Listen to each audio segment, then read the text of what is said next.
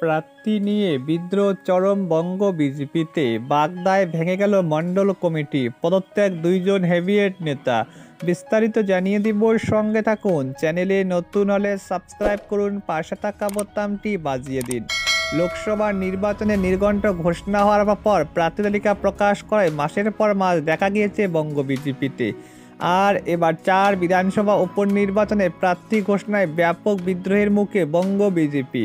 শুরুতেই অভ্যন্তরীণ কোন্দল যে জায়গায় শুরুছে, তাতে বিধানসভা 4 উপনির্বাচনে পদ্ম আদৌ ফোটাতে পারবে কিনা সে নিয়ে সন্দিহান বর্তমান রাজনৈতিক মহলে। এবার লোকসভা নির্বাচনে 6টি আসন কমে গিয়ে বিজেপির বর্তমান দাঁড়িয়েছে পশ্চিমবঙ্গে 12টি আসন। তার মধ্যে 7টি আসন তৃণমূল কংগ্রেস বাড়িয়ে ইতিমধ্যে 29টি হয়েছে। আর এই মধ্যে গোষ্ঠী কোন্দল বিদ্রোহ প্রকাশ্যে মাথাচাড়া দিয়েছে। এই ঘটনা কোন্দল কারণ উপনির্বাচনে প্রার্থী পছন্দ নয়। এইসব প্রার্থী নিয়ে 24 ঘন্টার মধ্যে বদল না হলে বড় বিক্ষোভের হুঁশিয়ারি দিয়েছে নেতাকর্মীরা। সেই সময়সীমা এখন পেরিয়ে গিয়েছে। এই কারণে আর বিক্ষোভের মুখে না গিয়ে দলের পদ ছেড়ে দিয়েছে বাগদার 2 বিজেপি নেতা। আর তাদের পদত্যাগের পর ভেঙে গিয়েছে গোটা মণ্ডল কমিটি। উপনির্বাচনের আগে এমন পরিস্থিতিতে ব্রেকআপ ইতিমধ্যে হয়ে গিয়েছে বিজেপির গোষ্ঠী কোন্দল। এ নিয়ে বাগদার তৃণমূল কংগ্রেস সাংগঠনিক সভাপতি বিশ্বজিৎ দাসের খোঁচা। এই কারণে উপনির্বাচনে ওদের দলের ভরাডুবি হবে, তৃণমূলের জয় ঠেকাতে পারবে না।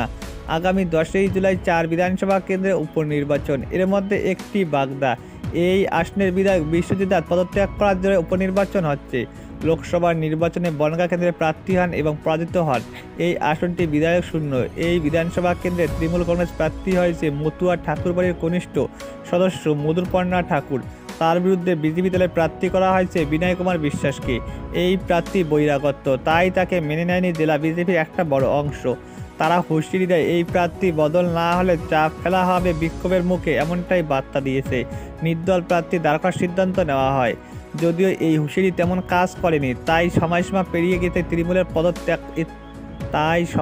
পেরিয়ে গিয়ে পদত্যাগ করলেন বিজেপির বাগদা মণ্ডল সভাপতি সমীর কুমার বিশ্বাস। তার পদত্যাগের পর বাগদার 2 মণ্ডল সভাপতি সাধারণ সম্পাদক জ্যোতির্ময় দাস ইস্তফা দেয়।